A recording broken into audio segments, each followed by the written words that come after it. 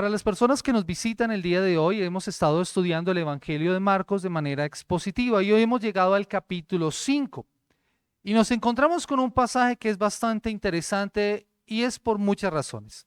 A la verdad, mis amados hermanos, los exorcismos y el género de terror han llamado la atención de muchos a lo largo de la historia, pero esto se ha visto particularmente reflejado en el cine.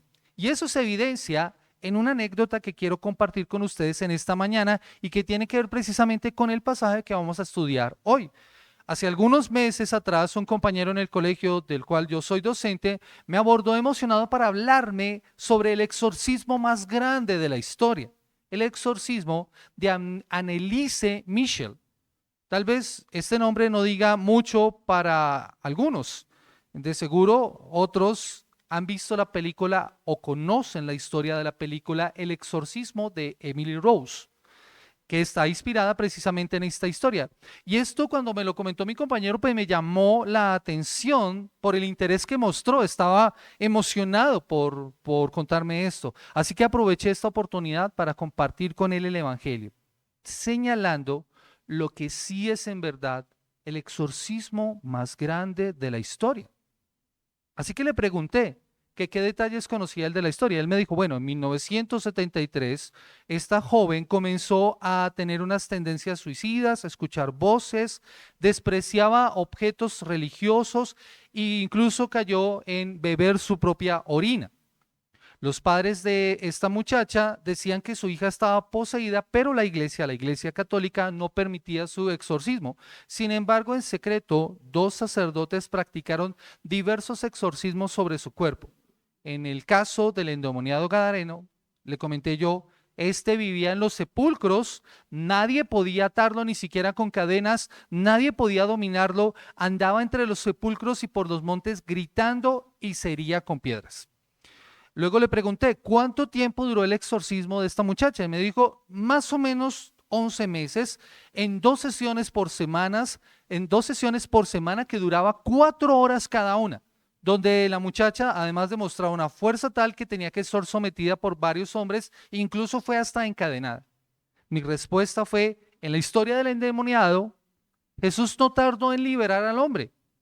No hubo lucha, no hubo oposición y su fuerza fue doblegada por la autoridad del maestro. Mi siguiente pregunta fue, ¿y cuántos espíritus o entidades tenía esta muchacha? Y los sacerdotes que intentaron hacer esta liberación, este exorcismo, identificaron en ella varias entidades. Decían ellos que estaba Lucifer, pero también estaba Caín, estaba Judas Iscariote y hasta Adolfo Hitler estaba en esta muchacha. Yo le respondí que en el caso del endemoniado gadareno, habían alrededor de 6.000 espíritus en el cuerpo de un hombre. Por eso se llamaba legión. Al final le pregunté la pregunta obvia. ¿Y esta muchacha fue liberada? Él me respondió, no. De hecho, ella murió 11 meses después del intento de exorcismo. Nunca fue liberada. En el caso del hombre de Gadara, sí fue liberado. Y no solo eso, sino que después de haber vivido en una condición tan lamentable por mucho tiempo, al final estaba sentado, vestido y en su cabal juicio, tanto que quería seguir a Jesús como su discípulo. Mi compañero no esperaba esta respuesta de mi parte. Y ahí aproveché para señalarle que Jesús no es igual que Satanás y que el cine nos ha vendido una imagen distorsionada del Evangelio en ese sentido, porque da mucha fuerza a Satanás, una fuerza que incluso no tiene, y minimiza a Dios. De hecho, muchas de las historias que uno encuentra sobre este tipo de eventos, de los exorcismos que se intentan, están muy como dramatizadas o exageradas, y tú vas a encontrar, si tú entras a internet a investigar sobre esto, vas a encontrar que unos dicen una cosa y otros dicen otra. Pero a la verdad se le da una fuerza tremenda. Eso es lo que uno encuentra en estas películas como El Exorcista, El Exorcismo de Emily Rose y otras películas de este género. Una imagen superior de Satanás que es casi invencible y un Dios minimizado que no puede vencer a su enemigo. Pero lo cierto, le decía yo a mi compañero, es que Jesús es Dios la segunda persona de la Trinidad, y no solamente tiene poder sobre Satanás, sino que lo venció al exhibirlo públicamente en la cruz del Calvario, triunfando sobre él en la cruz, como lo manifiesta Colosenses. Mi compañero, solo puedo decir, tremendo. Él no conocía esta historia y yo espero que su entendimiento de Jesús haya cambiado después de esto. Mi oración es esa. Mi oración es esa. Mis amados hermanos, de esta historia y de este pasaje que vamos a estar estudiando en esta mañana, vamos a hablar necesariamente de una liberación, pero es una liberación diferente. Este es el pasaje que de todos los encuentros que Jesús tiene con su enemigo, el diablo, cuando tiene posesión sobre una persona, este es el que es más completo y nos cuenta acerca de un hombre que estuvo bajo el dominio de Satanás. No se nos dice por qué este hombre estaba en esta condición, por lo que no podemos especular qué fue lo que lo llevó a esto. En este tipo de historias ustedes siempre van a encontrar que ellos practicaron algún tipo de magia o hicieron algo relacionado como con la tabla Ouija o eso. En la condición de este hombre no se nos dice qué pudo haber causado que él llegara a esa condición. Tampoco se nos dice cuánto tiempo llevaba así. La intención nuestra no es especular. Lo importante es ver lo que ocurre cuando se encuentra con Jesús. Eso es lo realmente importante. Y cómo su vida tiene un vuelco total de ser el hombre más temido en la región de Gadara, llegó a ser un testigo fiel de la obra y el Salvador Jesucristo a los suyos.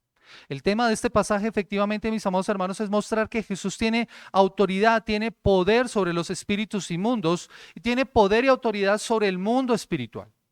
Mi objetivo en esta mañana es precisamente que comprendamos que Jesús tiene autoridad sobre el enemigo sin importar cuán grande sea. Si hemos estudiado el Evangelio de Marcos, nos vamos a dar cuenta que Jesús ha tenido encuentros con personas así, pero han sido un solo espíritu el que estaba sobre esa persona. En este caso, el suceso es tan grande que Marcos nos da muchos más detalles. Y sin importar cuán grande sea el enemigo, Jesús demuestra su autoridad. Y hay algunos principios que creo que podemos aplicar a nuestras vidas de este pasaje. En este sermón que yo he titulado Un hombre en una difícil situación y un poderoso Salvador. Un hombre en una difícil situación y un poderoso Salvador. Y la historia está dividida en 4 escenas que serán precisamente los puntos de mi sermón. Y la primera de ellas es poder identificar a este hombre en esta difícil situación, en esta difícil condición. Un hombre en una difícil condición y que nosotros encontramos en los versos del 1 al 5. Dice la palabra del Señor: vinieron al otro lado del mar, a la región de los Gadarenos, y cuando salió él de la barca, enseguida vino a su encuentro de los sepulcros un hombre con un espíritu inmundo que tenía morada en los sepulcros y nadie podía atarle ni aun con cadenas, porque muchas veces había sido atado con grillos y cadenas, mas las cadenas habían sido hechas pedazos por él, y desmenuzados los grillos, y nadie le podía dominar. Y siempre de día y de noche andaba dando voces en los montes y en los sepulcros e hiriéndose con piedras. Esta es la descripción de este hombre. Recordemos que Jesús ha venido desde Galilea. Ellos deciden pasar el mar para descansar, estar al otro lado en la región gentil, menos personas, y la intención seguramente es descansar. Pero ellos se han encontrado con la tormenta en la noche. Jesús calma la tormenta y por fin llegan en la mañana. Pero tan pronto llega, se nos cuenta esta historia. Se nos describe a este hombre que se encontraba antes, y se nos muestra más bien cómo se encontraba antes de conocer a Jesús. La historia, como les digo, se desenvuelve en una región, en la región de Gadara, por eso se habla acerca de gadarenos. Es el gentilicio que se usa para estas personas. Y efectivamente era una región gentil. ¿Por qué podemos decir que es una región gentil? De personas que no son judíos, por el oficio que tenían. Criaban cerdos. Como ustedes saben, mis amados hermanos, los judíos no se alimentan de cerdo. Para ellos el cerdo es un animal inmundo, no comen de este animal. Así que la crianza del cerdo estaba prohibido para los judíos, pero no para los gentiles.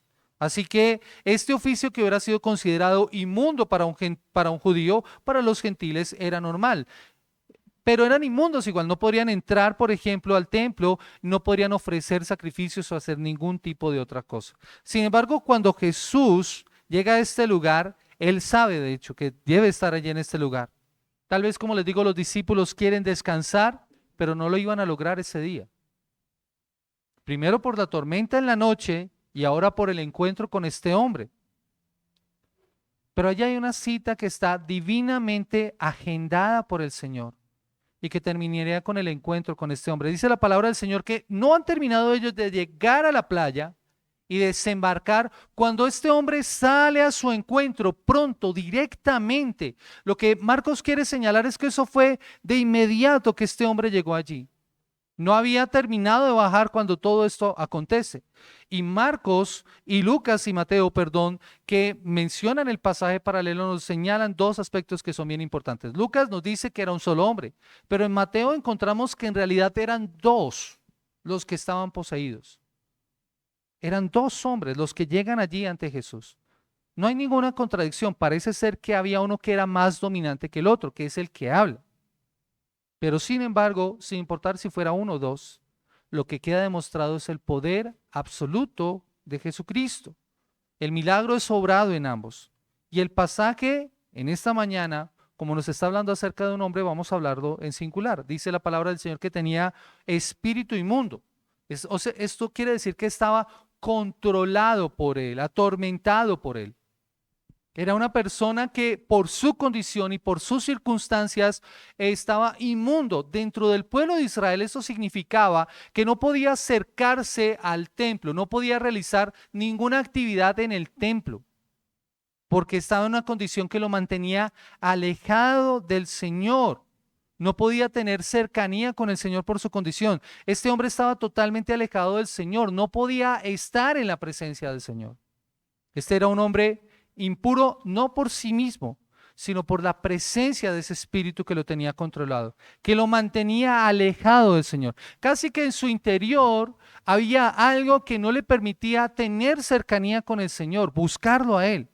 Para poder acercarse al Señor tenía que ocurrir algo, no algo por su propia fuerza. Era algo que no podía él tomar esa decisión. Tendría que ser algo que tendría que ser obrado por Dios. Necesitaba ser liberado para poder acercarse al Señor. Es como lo dice el pastor John MacArthur y me encanta lo que él menciona. Dice, aunque los demonios por lo general obran en la sociedad a través de promover el error, mentiras, falsa religión, apostasía, la posesión demoníaca es una fuerza extrema de subyugación individualizada, en que uno o más espíritus controlan la mente, el cuerpo y la voz de la persona. Puede ocasionar síntomas físicos. Es un fenómeno sobrenatural que va más allá de toda explicación. Y esto es bien importante porque no vamos a minimizar la realidad de lo que nos dice la palabra del Señor. En las Escrituras se nos muestra que hubo personas en esta condición y muy seguramente en nuestra sociedad habrá personas que tendrán esta misma condición y necesitan el mensaje liberador del Señor. Pero algo que nosotros podemos tener por seguro, mis amados hermanos, iglesia, es que los que pertenecen a Cristo, aquellos que están en Cristo Jesús, no deben tener a estar habitados por espíritus. ¿Por qué lo podemos decir? Porque en ellos habita el Espíritu de Dios. Y donde está el Espíritu de Dios, allí hay libertad. Si tú tienes el Espíritu Santo, no hay cabida para un espíritu inmundo. Eso nos da a nosotros tranquilidad. Pero no podemos desconocer que en realidad hay personas que pueden tener eso. Su condición, como nos muestra el pasaje, la condición de este hombre era muy difícil. De hecho, miren dónde vivía. No vivía en una casa normal. Vivía entre los sepulcros. En esa época, esa era la morada habitual, el lugar donde vivían los locos, los dementes. Allí no había manicomios. Ellos vivían en los sepulcros. En esos lugares que eran como cuevas excavadas en la roca, en las montañas, allí a las afueras de los pueblos. Pero esos lugares eran también inmundos. ¿Por qué razón? Por el olor, la podredumbre, las moscas, toda esa condición hacía la difícil situación de este hombre. Este hombre habitaba entre los muertos, lo que lo hacía impuro, vivía entre los muertos. Y otra situación que podemos encontrar es que nadie podía atarlo ni con cadenas ni con grillos. Para Santi que nos escuchan esta mañana y para los niños que nos escuchan en esta mañana, los grillos son esas cadenas que les colocan en las manos y los grilletes son los que van a los pies. Sí, gracias, Santi. Gracias eso me sirve mucho, mucho. Mis amados hermanos, pero dice que nadie podía atarlo con eso. ¿Han visto esas imágenes de esos hombres que van atados de manos y pies que casi no se pueden mover? Nadie podía atarlo a este hombre. La fuerza era tal que los rompía. Ningún ser humano podía controlarlo, nadie lo podía dominar, dice la palabra del Señor, nadie podía ayudarle. Por eso necesitaba urgentemente intervención divina. De hecho, por eso es que sus vecinos prefieren aislarlo. Sus vecinos prefieren mantenerlo alejado. Porque lo que la sociedad puede hacer con las personas en problemas es aislarlas, es ponerlas bajo cuidado. Y si es necesario, las van a atar. Las van a amarrar para que no, no se hagan daño, pero que también no le hagan daño a otras personas. Así que debemos reconocer, mis amados hermanos, que hay situaciones y hay circunstancias en que la solución no está en la sociedad. Mire lo que hicieron las personas en este pueblo. Intentaron dominarlo, pero no pudieron.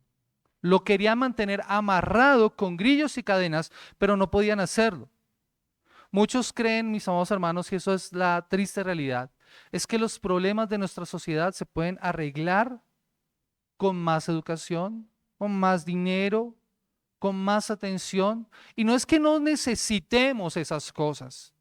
Es que el real problema de la sociedad no es en las acciones de los individuos, es el interior de las personas. Mientras que las motivaciones, los anhelos, los deseos que hay en cada ser humano no sean transformados, no habrá un cambio real en la sociedad. Nosotros podemos meter a las personas que roban a las cárceles, pero si no hay una transformación en su corazón, esa persona que fue encarcelada saldrá a hacer lo mismo. Y eso lo podemos aplicar a distintas áreas en nuestra vida. Y eso es lo que nosotros vemos en esta historia. Todo eso fallará, mis amados hermanos, todo eso fallará. Esos son grilletes que pueden ser rotos y cadenas que pueden ser despedazadas a menos que Jesús con su poder transforme la vida interior de las personas. Estas no van a cambiar. Nuestra sociedad, mis amados hermanos, evita a los endemoniados, aislando a los hombres. Pero Jesús acerca a los hombres para liberarlos de sus demonios. Ese es el actuar de Jesús. Y ese debe ser también el actuar de la iglesia. Nosotros no debemos aislarnos ni aislar a las personas. Debemos acercarnos a ellos con el mensaje del Evangelio, que es el único que tiene el poder transformador para liberar realmente a las personas.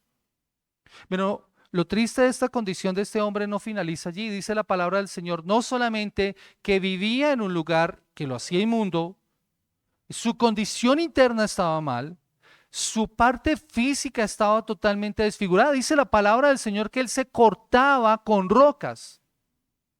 Literal, los cuchillos en una época se hacían con piedra, pedernal.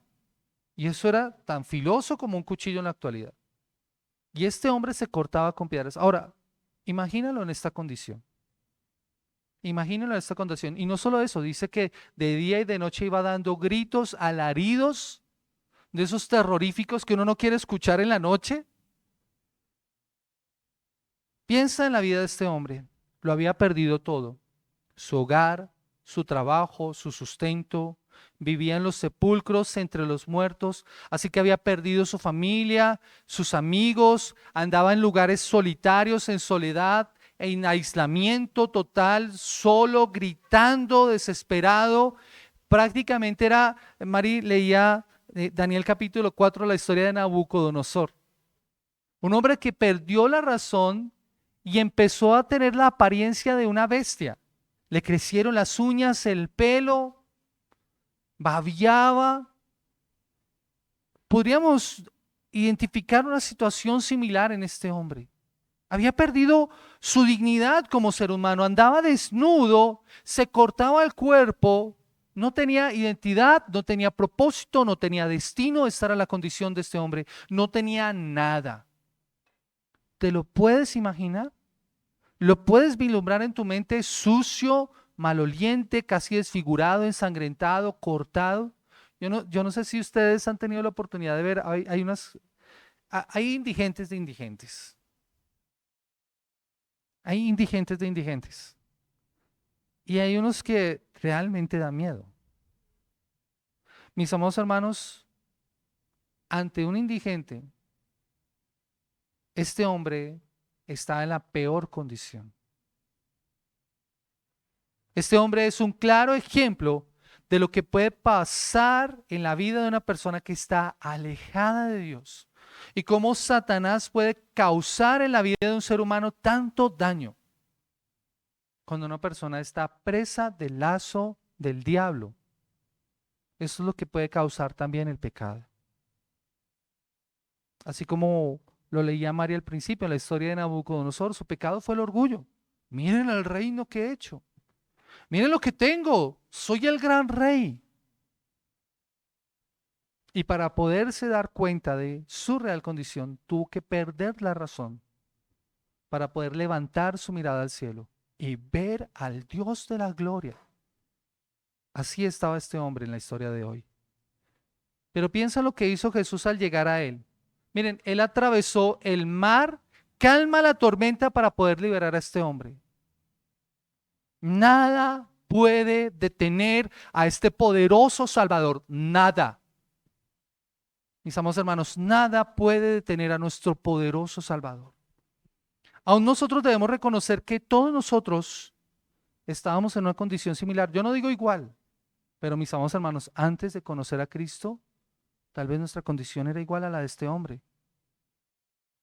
Porque todos nosotros, antes de creer en Cristo, estábamos ciegos y cegados por el Espíritu del Dios de este siglo. Vaya conmigo, por favor, a 2 Corintios, el capítulo 4. Yo he usado este pasaje en otras ocasiones para poder recalcar esto, pero es que es importante nosotros volverlo a mirar.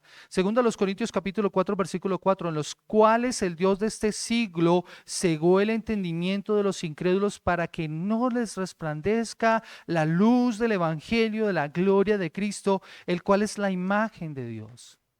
Mis amados hermanos, en medio de nuestra sociedad las personas están así, pero es que así también estábamos nosotros, cegados por el Dios de este siglo, para que no viéramos la luz del Evangelio de la gloria de Cristo, el cual es la imagen de Dios. Pero gloria sea dada a nuestro Dios, porque cuando nosotros estábamos en semejante oscuridad, mire lo que hizo Dios, porque Dios que mandó que de las tinieblas resplandeciese la luz, es el que ha resplandecido en nuestros corazones para la iluminación del conocimiento de la gloria de Dios en la faz de Jesucristo.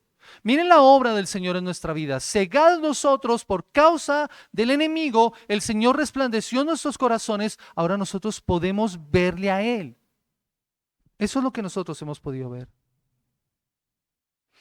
Mis amados hermanos, después de que Marcos nos ha descrito a este hombre y su difícil condición, pasa a señalarnos entonces ese encuentro con el poderoso Salvador, y es lo que vamos a ver nosotros como nuestro segundo punto, un encuentro con el poderoso Salvador en los versículos del 6 al 13. Y miren lo que dice la palabra del Señor. Cuando vio pues a Jesús de lejos, corrió y se arrodilló ante él, y clamando a gran voz dijo: ¿Qué tienes conmigo, Jesús, Hijo del Dios Altísimo? Te conjuro por Dios que no me atormentes. Porque le decía: sal de este hombre, espíritu inmundo. Y le preguntó: ¿cómo te llamas? Y respondió diciendo: Legión me llamo, porque somos muchos. Y le rogaba mucho que no los enviase fuera de aquella región. Estaba allí cerca del monte un gran hato de cerdos paciendo, y le rogaron todos los demonios diciendo: envíanos a los cerdos para que entremos en ellos. Y luego Jesús les dio permiso, y saliendo aquellos espíritus inmundos, entraron en los cerdos, los cuales eran como 2000, y el hato se precipitó en el mar por un despeñadero, y en el mar se ahogaron. Ahora, miren lo que pasa. Después de que Marcos nos ha contado la condición de este hombre, pasa a señalarnos lo que ocurre cuando ve a Jesús. Cuando vio a Jesús, y parece ser que su intención era atacar a aquellos que estaban desembarcando, esa circunstancia cambió radicalmente tan pronto cuando ve a Jesús. Tan pronto como ve a Jesús, dice la palabra de Dios, que se arrodilló, se postró. Y esto, según las palabras que está usando en el original, implica que hizo una reverencia, adoró al Señor. En este caso, no es el hombre el que lo está haciendo, es el mismo espíritu que lleva adentro y no el hombre el que está realizando esta acción. Y esta acción es más motivada no por el arrepentimiento, sino por el terror que el espíritu inmundo experimentó dentro del hombre. Hasta este punto no sabíamos nosotros o no podemos identificar que estos eran varios, porque Marcos nos va dando los detalles poco a poco cuando van apareciendo. Así que en primera instancia podemos identificar que es un espíritu el que está actuando. En este caso, como les digo, el espíritu que está dentro del hombre es el que va corriendo, pero no lo hace por arrepentimiento, sino por temor, porque reconoce al soberano, porque reconoce delante de quién está, reconoce que está delante del Rey de todo el universo, aquel que conocía desde la eternidad. Y no lo puede atacar, como les digo, no lo puede atacar. Seguramente esa era su intención, como en otras ocasiones habría hecho seguramente con otras personas, con aquellos que seguramente intentaron amarrarlo, o con aquellos que seguramente estaban llegando a la playa. No, aquí lo vemos rendido a los pies del maestro. Y de inmediato dice la palabra del Señor que clamó a gran voz. Clamó a gran voz. Es la misma expresión que él antes ha dicho. ¿Recuerdan cómo andaba él de día y de noche gritando, dando voces? Aquí no se entiende lo que se dice seguramente. Eran gritos horribles a lo lejos. Yo me lo imagino en el pueblo, las personas escuchando los alaridos tan terribles que daría este hombre. Pero allí, cuando se encuentra con Jesús, es claro lo que dice. Por fin se entiende lo que dice. Los demonios sabían acerca de la deidad de Jesús. Jesús es Dios. Por eso lo reconocen. Noten lo que dice. ¿Qué tienes conmigo, Jesús, Hijo del Dios Altísimo? Noten cómo lo llama. Lo llama Jesús. Lo llama Hijo del Dios Altísimo. Sabe quién es. Sabe quién es. Antes no se entendía, ahora se entiende claramente. Él reconoce que Jesús tiene la misma naturaleza y la misma esencia de Dios el Padre. Y es interesante, mis amados hermanos, nuevamente eso es interesante porque en la actualidad, como les digo, a Satanás se le atribuye mucho poder. En el cine se nos muestra a un Satanás todopoderoso, casi invencible. Y cuando vemos esas escenas de esas liberaciones, bueno, yo no soy fan de las películas de terror, la verdad, tengo que ser muy honesto. Pero en lo que he alcanzado a ver en comerciales o en cortos, es casi imposible esto. Se le atribuye un poder que es inimaginable en ocasiones. Pero al mismo tiempo estas personas que creen en esto niegan la existencia de Dios. Yo no sé si tú te has encontrado con personas así, maravilladas por este tipo de películas, pero que al mismo tiempo no pueden creer en Dios. No creen en Dios, pero creen en el diablo. Sin embargo, mis amados hermanos, lo que nosotros encontramos en las Escrituras es que en todos los pasajes en donde vemos un encuentro de un endemoniado con Jesús, todos hacen exactamente lo mismo. Reconocer quién es Dios, lo distinguen, saben quién es Él, se postran delante de Él, lo distinguen de cualquier otra cosa. Antes, inclusive esto es bien interesante, mis amados hermanos, ¿recuerdan? En la barca, después de que Jesús calma la tormenta, ¿qué hacen los discípulos? Hay una pregunta que ellos hacen. ¿Recuerdan? ¿Quién es este que aun el viento y el mar le obedecen? En la playa, este demonio, este espíritu responde a esta pregunta. Tú eres el Hijo del Dios Altísimo.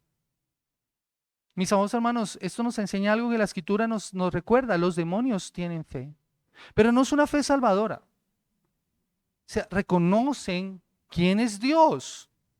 Ellos tienen la teología correcta, ellos saben quién es Dios, pero su fe no los salva, su conocimiento no los salva. Vaya conmigo por favor a Santiago capítulo 2, el versículo 19. Santiago capítulo 2, el versículo 19. Y escuchen lo que dice el apóstol Santiago cuando habla acerca de la fe y de las obras. Pero él dice estas palabras que sirven también para aclarar esto. ¿Tú crees que Dios es uno? Ahí le está hablando a los creyentes. ¿Tú crees que Dios es uno? Bien haces. También los demonios creen y tiemblan. También los demonios creen y tiemblan. Su conocimiento y su temor en el caso de los demonios no lo salvan. Pero mis amados hermanos, eso también le puede pasar a un individuo. Eso también le puede pasar a una persona. Tener el conocimiento correcto de Dios nos salva. Hay personas, mis amados hermanos, hay personas que son estudiosas de la palabra de Dios, conocen a perfección la Escritura, pero no tienen una fe salvadora, no hay un reconocimiento del Hijo de Dios que puede salvarles. Y de eso tenemos que tener nosotros cuidado, mis amados hermanos. Tener el conocimiento correcto no nos salva. Solo la fe en el Hijo de Dios puede salvarnos a nosotros. Tener el conocimiento correcto, pero sin fe en el Hijo de Dios, solo califica para demonio. Así que nosotros debemos tener mucho cuidado. Y la historia no finaliza allí. Después de que el demonio ha reconocido, de inmediato hace un clamor: no me atormentes. No me atormentes. De hecho, Mateo complementa la idea diciendo: ¿por qué me atormentas antes de tiempo? Los demonios no solo reconocen que Jesús es Dios, no solo reconocen la deidad de Jesús, sino también reconocen la realidad del juicio que les espera. Hay un juicio fijado para ellos y Él va a ser el juez. Por eso ellos en ese momento le dicen: no me atormentes, todavía no es el tiempo. Al ver a este hombre, Jesús le ordena al espíritu que saliera. Casi que viene el encuentro y Jesús va diciéndole: sal de él. ¿Y para qué? Para esto había venido en ese momento, para cumplir su misión. Este es el único pasaje, mis amados hermanos, en la Escritura en donde nosotros vemos que Jesús tiene una conversación con el espíritu inmundo, en donde habla con él y exige saber su nombre. Y saben, creo que la intención de hacer eso, mis amados hermanos, no solamente darnos detalles ni que nosotros especulemos, es para que nosotros nos demos cuenta del mal tan grande que puede hacer Satanás, del alcance del poder del enemigo en el mundo. Pero mis amados hermanos, en esta historia nosotros podemos ver algo, sin importar cuál sea el mal y el tamaño del enemigo. En este momento nosotros podemos ver a un hombre que ha llegado, que es más poderoso y que tiene autoridad sobre todo principado y sobre toda potestad. No importa el tamaño de este. De hecho, él dice que es una legión. Una legión era el nombre o el título que se le daba a una cantidad de soldados romanos, alrededor de 6,000 soldados. Pero es una expresión que no solamente se usa en este pasaje. ¿Recuerdan ustedes en Getsemaní, después de que Jesús ha orado, que Pedro saca la espada y le corta la oreja al siervo del centurión? Jesús le dice a Pedro: guarda tu espada, porque yo puedo ordenar, puedo pedirle al Padre, no ordenar, puedo pedirle al Padre que envíe 12 legiones de ángeles. ¿Saben qué está significando eso, mis amados hermanos? Que Jesús es tan poderoso, tan grande, que tiene todos los ángeles a su servicio. Todos le deben rendir honor a Él. Y esta no sería la excepción. La intención de Marcos es precisamente, al señalarnos esto, es mostrarnos el gran daño que le había hecho, pero también la magnitud. Eran muchos, dice la palabra del Señor, por eso se llamaban legión. Ahora, esto empeora la condición del hombre. No sabemos de cuántos espíritus estamos hablando, pero era una gran cantidad los que tenían atormentados a este hombre. Y su grito es ahora: te ruego, le suplica. Miren lo que dice el versículo 10 y el versículo 12, dice la palabra del Señor: y le rogaba mucho que no los enviase afuera de aquella región. Versículo 12, y le rogaron todos los demonios diciendo: envíanos a los cerdos para que entremos en ellos. Hay un sometimiento al poder de Dios. Ellos reconocen el poder de Jesús y la autoridad que Él tiene sobre ellos, y por eso suplican. Sabían que Él tenía el poder para castigarlos antes de tiempo. Él tenía el poder para hacerlos desaparecer si quisiera. Pero su ruego nos muestra ese deseo de seguir haciendo mal. ¿Saben, mis amados hermanos? Es bien interesante porque aunque Jesús no los destruye inmediatamente, sí es evidente el daño que ellos quieren hacer. Dice que rogaron que los dejara entrar a los cerdos y al final fueron destruidos. Porque ¿qué pasó con los cerdos? Ellos se mataron. Ellos se mataron. Jesús los permitió entrar en cerdos, pero al final fueron destruidos. Eso nos muestra que por poderoso que parezca Satanás y sus huestes, no puede hacer nada fuera de lo que Dios le permite.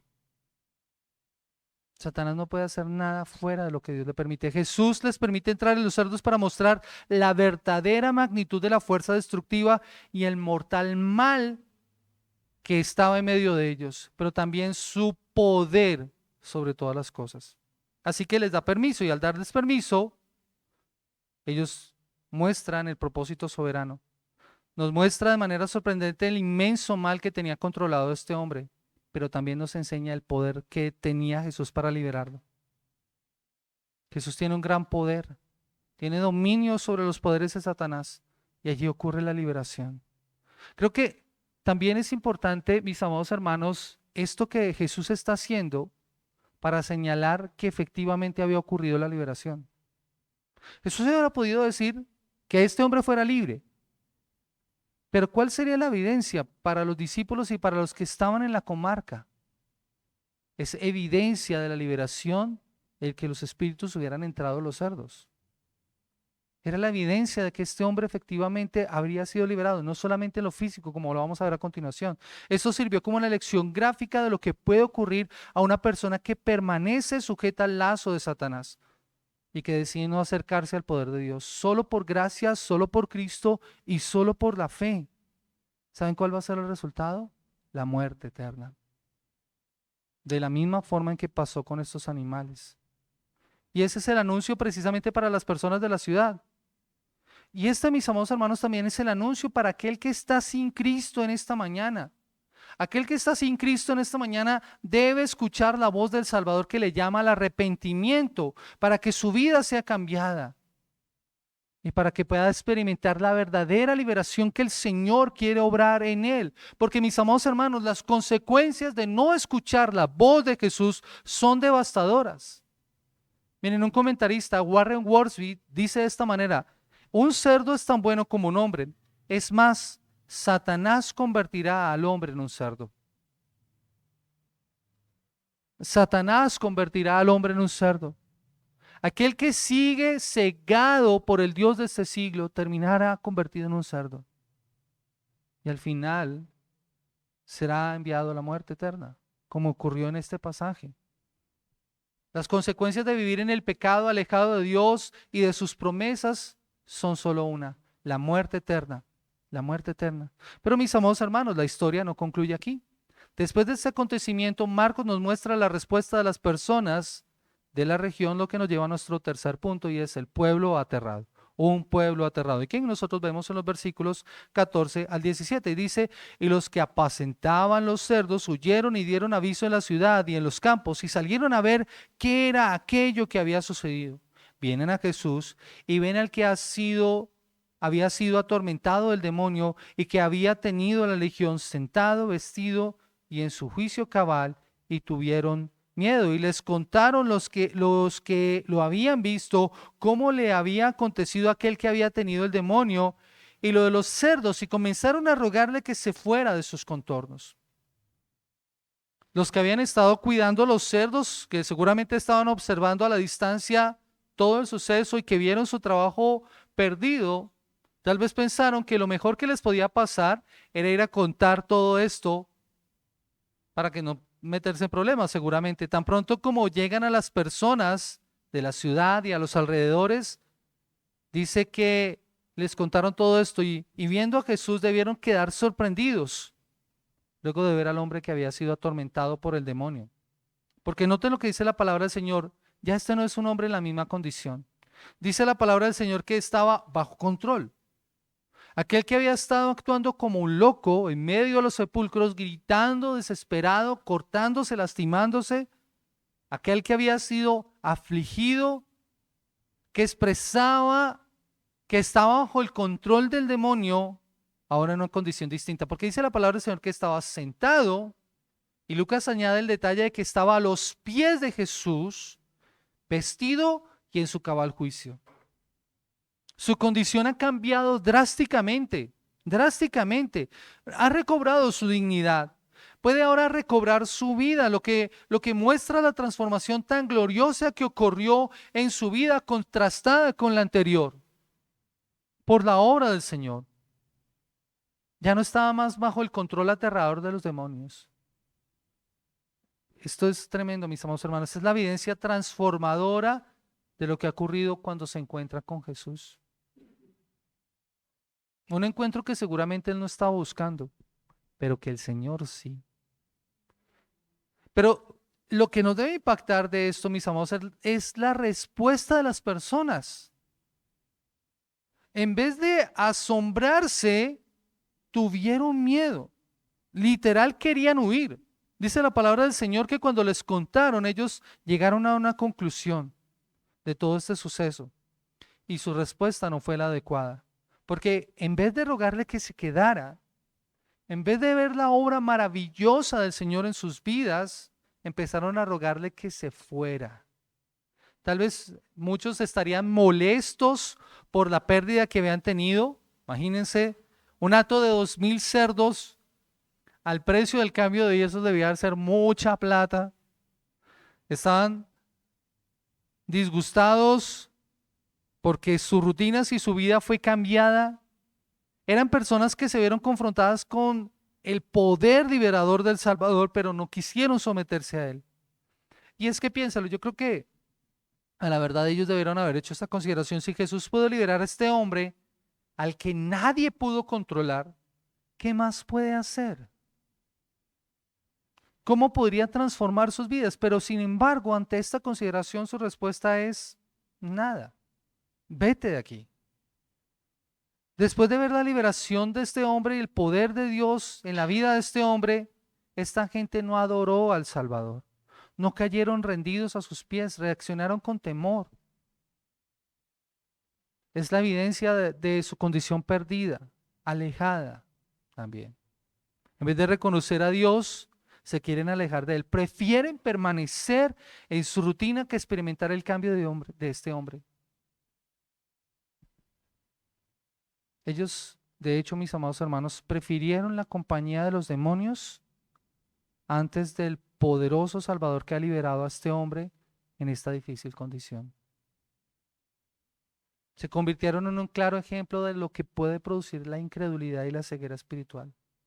Porque ante la innegable manifestación del poder de Dios, sus corazones quedaron fríos y no quisieron rendirse al Señor, no quisieron estar con Jesús. Así que Jesús no estaría con ellos. La respuesta de los pobladores fue increíble. Pensaron en su bienestar, en el bienestar económico, que en el bienestar de su alma. Y es como dice alguien, el poder del reino de Dios no trae consigo una vida de comodidad, sin cambio, sino una transformación radical de individuos y sociedades.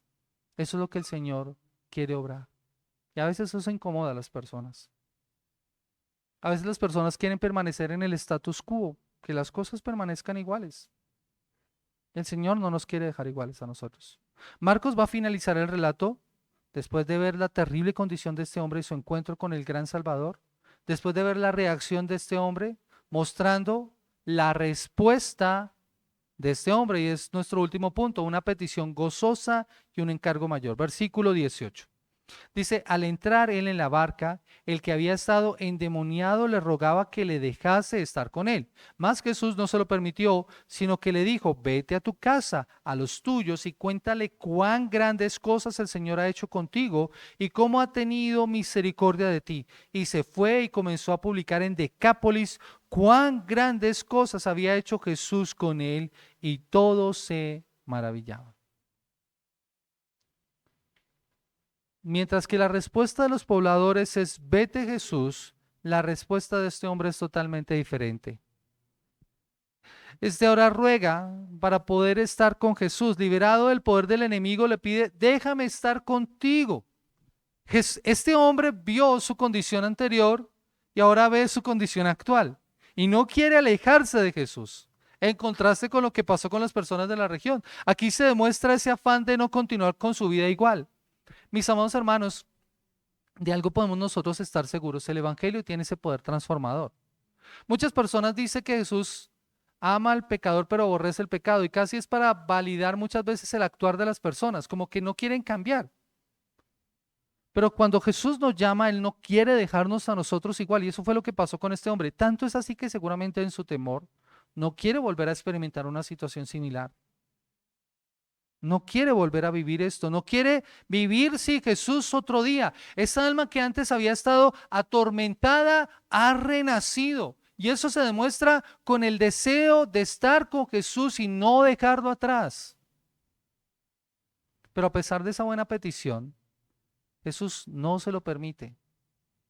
Jesús no se lo permite. Él no lo dejó porque tenía otros planes. Y aunque las personas en Gadara no querían a Jesús, Jesús no los iba a dejar sin el mensaje. Ellos necesitaban el evangelio. Tal vez no iban a escuchar a Jesús en ese momento, pero escucharían a este hombre que había sido liberado. Más adelante Jesús va a usar esas palabras cuando llegue a Nazaret, su tierra natal, y dice, nadie es profeta en su tierra. Este hombre se convertiría en un mensajero para las personas de esa región, como lo vamos a ver más adelante. La gente de la región no quería a Jesús, pero eso no significaba que ellos no necesitaran el evangelio. Este hombre entonces se convertiría en esa luz puesta en lo alto que alumbraría a todos los que están en la ciudad. Esa luz puesta en lo alto de la casa para que alumbre a todos los que están en la casa, no una luz que se pone debajo de la mesa. Con una vida totalmente cambiada, este hombre que había estado endemoniado, que ahora podemos llamar el ex endemoniado, como seguramente se le conocería en la región, sería un testigo del poder de Dios para que otros pudieran ver la transformación y pudieran experimentar la transformación que produce la obra del evangelio.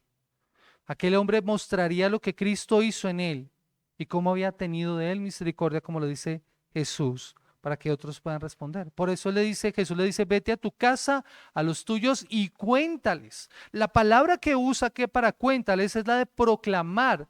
Es la misma palabra que se usa para evangelio. Es el anuncio de algo que ha ocurrido en la vida de la persona. ¿Y cuál es el contenido de esa proclamación? Lo que Jesús había hecho con él. Ese es el mensaje del evangelio, lo que Jesús ha hecho para salvar. Que Jesús, siendo Dios, no estimó el ser igual a Dios como cosa que aferrarse, sino que se despojó a sí mismo, tomó forma de siervo y habitó entre nosotros. Él vivió una vida de perfecta obediencia, recibió el castigo por nuestros pecados, murió en la cruz del Calvario, resucitó al tercer día. Ese es el evangelio. Ese mensaje sencillo pero esperanzador, ese es el mensaje que otros necesitan siempre. A veces nosotros queremos en el afán de evangelizar o como preguntaba alguna ocasión nuestro hermano Carlos, ¿qué es lo que significa dar testimonio? El dar testimonio es contar lo que el Señor ha hecho en nosotros. Mostrar la condición en la que nosotros nos encontrábamos, pero también mostrar cómo el Señor nos ha rescatado. Y eso fue lo que inmediato hizo este hombre. Él salió a publicar en Decápolis, dice la palabra del Señor, y comenzó a publicar en Decápolis cuán grandes cosas había hecho Jesús con él, y todos se maravillaban. Decápolis es una región de 10 ciudades, todas gentiles. Allí empezó a predicar este hombre. Allí iba a ser más útil en el ministerio. Su predicación debió de ser impactante. Y eso debió ser tremendo. Las evidencias de su vida pasada estaban en su cuerpo. Las cicatrices de las heridas. Lo más tremendo de todo esto, mis amados hermanos, es que aunque Jesús tuvo que irse en ese momento, más adelante Él va a volver. Marcos capítulo 7, del versículo 1 en adelante, nos cuenta cómo Jesús cuando volvió allá, muchas personas querían oírlo. Yo creo que eso pasa en la vida de una persona que ha experimentado el cambio y la transformación del Señor. Si tú has experimentado ese cambio y muestras a Jesús, muchas personas querrán oír a Jesús. Querrán ver lo que el Señor ha hecho en tu vida, como pasó en esto. Este hombre estaba en el lugar en que lo necesitaban, con su familia, con sus vecinos, con sus amigos, en su ciudad, donde daría testimonio de la obra del Salvador. Seguramente retomaría su oficio, sus relaciones que había abandonado, pero ahora de una manera diferente. Este hombre ya no sería igual. Mis amados hermanos, la vida cristiana realmente eficaz empieza en el lugar en donde Dios te ha puesto. en tu casa, con tus vecinos, con las personas que te conocen mejor. Eso no significa que no vayas a cometer errores. Nadie te pide que seas perfecto para dar testimonio. Nadie te pide que seas perfecto para dar testimonio. Pero el Señor está obrando en ti, ¿sabes? La palabra de Dios dice eso, el que empezó en vosotros la buena obra, Él la va a perfeccionar. ¿Y sabes para qué te va a servir eso? Para que puedas dar testimonio de la fe. Jesús se fue, pero este hombre quedó como testigo del poder de Dios y del Evangelio. Muchos creyeron en el Evangelio por el testimonio dado por Él. Así que mis amados hermanos, yo quiero finalizar en esta mañana con unas conclusiones finales. Muchos hoy en día piensan en este tipo de historias y se asustan, se angustian, porque no saben cómo reaccionar ante este tipo de circunstancias. Mis amados hermanos, ¿saben qué fue lo que liberó a este hombre? Fue el poder de Jesús, la proclamación del mensaje del Evangelio. Eso es lo que realmente libera a las personas. Jesús no nos pide que nosotros hagamos, como nos muestran las películas, exorcismos de esa manera. No, predica el Evangelio. Predica el Evangelio, que ese es el poder liberador del Señor. Y un hijo de Dios no debe tener temor de este tipo de cosas. No, no hay que tenerles temor. ¿Sabes por qué? Porque Jesús venció. Jesús venció a más demonios, más espíritus en esa playa que muchos que se consideran exorcistas en la actualidad. Jesús lo venció. Y no solamente eso, mira lo que dice Pablo en los Colosenses capítulo 2, el versículo 15. Colosenses capítulo 2, el versículo 15 dice así la palabra del Señor. Dice, vamos a leer desde el versículo 13. Y vosotros, estando muertos en pecados y en la incircuncisión de vuestra carne, os dio vida juntamente con Él, perdonándoos todos los pecados, anulando el acta de los decretos que había contra nosotros y que nos era contraria, quitándola de medio y clavándola en la cruz, y despojando a los principados y a las potestades, los exhibió públicamente, triunfando sobre ellos en la cruz. Satanás, todas sus huestes son enemigos derrotados. Claro, no podemos tampoco minimizar el poder de Satanás. Pero si algo podemos estar seguros es que Jesús ya lo venció. Ya lo venció. Aquellos que han nacido de nuevo, por eso dice la palabra del Señor que el maligno no les toca. Primera de Juan capítulo 5, el versículo 18. Primera de Juan capítulo 5, el versículo 18. Hace algunas semanas atrás una persona me hablaba con ella porque estaba angustiada, porque sentía ese tipo de cosas espirituales que la atormentaban. Yo le decía, pero tú has creído en Cristo, tú te has arrepentido de tus pecados, ¿tú crees que Jesús es tu Salvador? Si es así, escucha estas palabras, versículo 18 del capítulo 5 de Juan, dice la palabra del Señor, dice, y sabemos que todo aquel que ha nacido de Dios no practica el pecado, pues aquel que fue engendrado por Dios le guarda y el maligno no le toca. El maligno no le toca. Mis amados hermanos, por eso nosotros no le tememos a Satanás. No ignoramos sus maquinaciones, no ignoramos sus artimañas, porque son reales. La palabra de Dios dice que Él envía dardos de fuego, pero a muchas personas se les olvida que el Señor ha prometido que nosotros tenemos el escudo de la fe con el cual podemos apagar los dardos de fuego del maligno. Y si hemos creído en Cristo y si somos hijos de Dios, como lo dice la palabra del Señor, Él nos garantiza que el maligno no nos toca. Así que podemos estar seguros. Podemos estar seguros. Iglesia, con el Señor estamos protegidos. Otro aspecto que podemos considerar en esta mañana, mis amados hermanos, es ver el ejemplo efectivo de este hombre como evangelista. Y no fue por su formación teológica, no era todo el conocimiento que tenía. Muchas personas temen compartir el evangelio porque esperan tener más formación, ¿no? No, yo voy a esperar cuando ya vaya al seminario, vaya a la escuela de teología bíblica. No, mis amados hermanos, no tienes que esperar tanto. Comparte lo necesario. Y lo necesario es muestra a Jesús.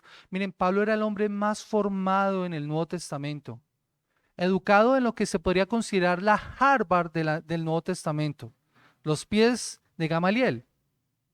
Y él dice que cuando se proponía predicar, predicaba solo una cosa: a Cristo y a este crucificado. Enseña la obra de Cristo, habla de Jesús, muestra la obra del Salvador. Esa es la responsabilidad que nosotros como creyentes tenemos. Eso fue lo que hizo este hombre, que enseñó las grandes cosas que Jesús había hecho por él.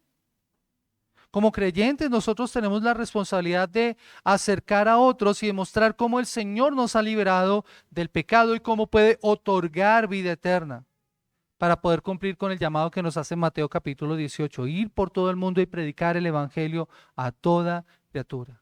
¿Sabes por qué podemos hacerlo? Porque el versículo anterior dice: toda potestad me es dada en el cielo y en la tierra. Por tanto, vayan y hagan discípulos a todas las naciones, bautíceles, enséñales todas las cosas que yo les he mandado, y aquí yo estaré con vosotros todos los días. Tú sabes que puedes ir a predicar porque tienes a Jesús contigo. Él no te ha dejado solo, ha dejado su Santo Espíritu. Puedes compartir el evangelio y el Señor va a orar. Y Jesús hace algo acá, mis amados hermanos. Jesús envía a este hombre donde lo necesitan. Y así es con nosotros. En donde nosotros estamos es donde nosotros somos necesarios con el evangelio. Es allí donde nosotros debemos compartir con nuestros familiares, con nuestros compañeros de trabajo, con nuestros vecinos, esas personas que no conocen de Jesús, que no conocen la obra maravillosa del Salvador, que no conocen cómo Él puede transformar sus vidas cuando se acerquen a Él. Este hombre en esa situación desesperada también puede considerarse en la representación de esta humanidad caída. Amada iglesia, la situación en la que este hombre es descrito es la situación en la que se encuentra la humanidad caída por causa de su pecado, esclavizada por el poder de Satanás. Muerto, viviendo entre los muertos. Pero ahora por Cristo, este hombre volvió a la vida. Ahora tiene una tarea, la de proclamar a los demás lo que Jesús ha hecho por él. Ser un testigo de la gracia de Dios y del poder transformador de su reino. Pero iglesia, déjame preguntarte en esta mañana, porque no podemos irnos sin meditar en esto. ¿Tú le cuentas a otros lo que Cristo ha hecho por ti? ¿De cómo te rescató? ¿De cómo te salvó?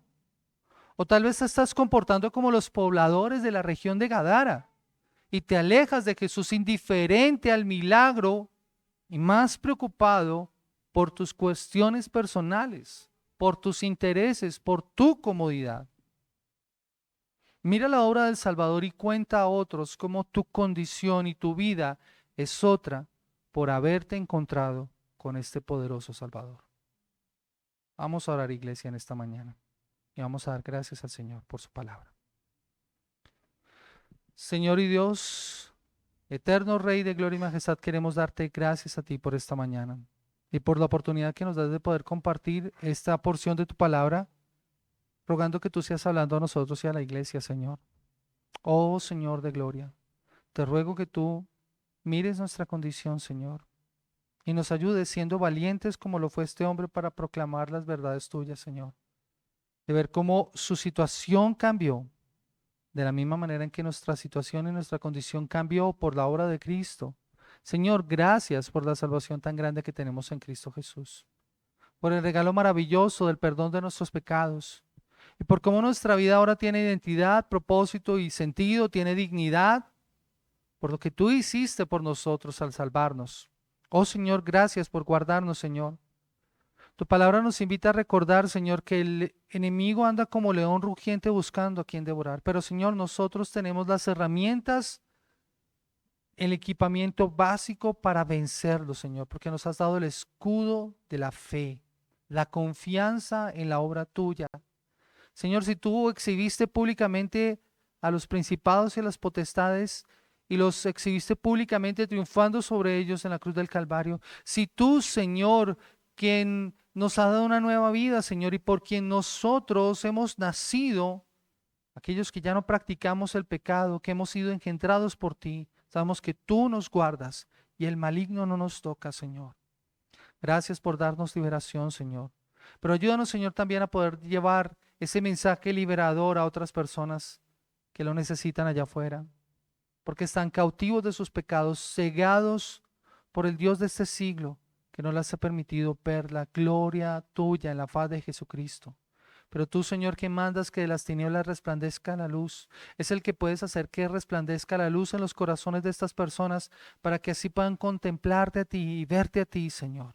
Oh Rey, úsanos a nosotros como luces, Señor, en lo alto para alumbrar a los que están afuera, Señor, y puedan considerar la obra tuya que trae perdón y vida eterna, Señor. Gracias por la iglesia en esta mañana, Señor. Te pedimos, Dios de la gloria, que tú obres en nuestras vidas, en el precioso nombre de Cristo Jesús. Amén. Amén.